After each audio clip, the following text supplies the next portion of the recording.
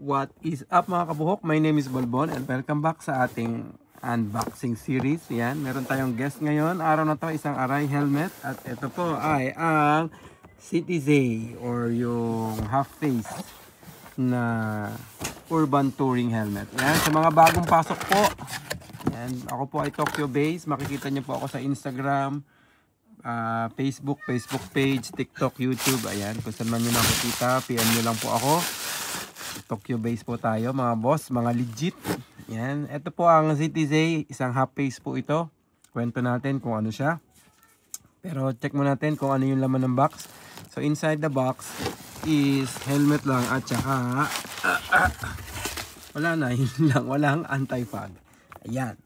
Ayan po sa mga mahilig mag-adventure, tapos hindi naman masyadong hardcore yung terrain at gusto nyo ng half face, ito po bagay na bagay sa inyo. Ito po yung Citizay. Yun, no? Glossy. Apat po ang kulay nito ng Citizay luxury urban touring helmet ng Arai. Yan, puro plain lang po ang available nito. Meron po itong glossy black, meron po itong gloss white, meron din po itong matte, at saka meron din po siyang silver. Yan, so kakaiba po ito kasi meron siyang peak, may tuka.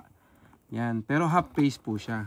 Check natin alam niyo po ba na yung pong mga police dito or yung sabihin natin na HPG ng Japan, ito po yung ginagamit nilang helmet. Yan, oo po.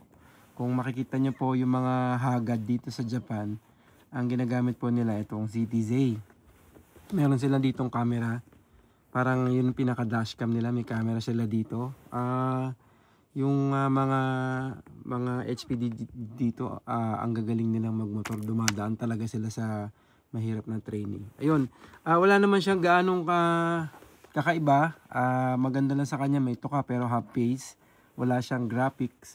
May nabibili din siya na lens. Merong smoke lens, pero yung nakalagay dito, ano na siya yung nakalagay dito na lens by default is light smoke na siya. So yun, sa mga may gusto po nito pang touring na half face na may toka, PM lang po kayo sa akin sa helmet ni Balbon. Ang pinakamalaking size po nito ay hanggang XL lang. So XL hanggang small lang po siya. Yun. So maraming salamat po sa lahat ng sumusuporta at nag-i-enjoy po tayo sa pagbebenta. Sana po tuloy-tuloy yung positive yan. Maraming salamat po. Ride safe. Peace out. See you in the next.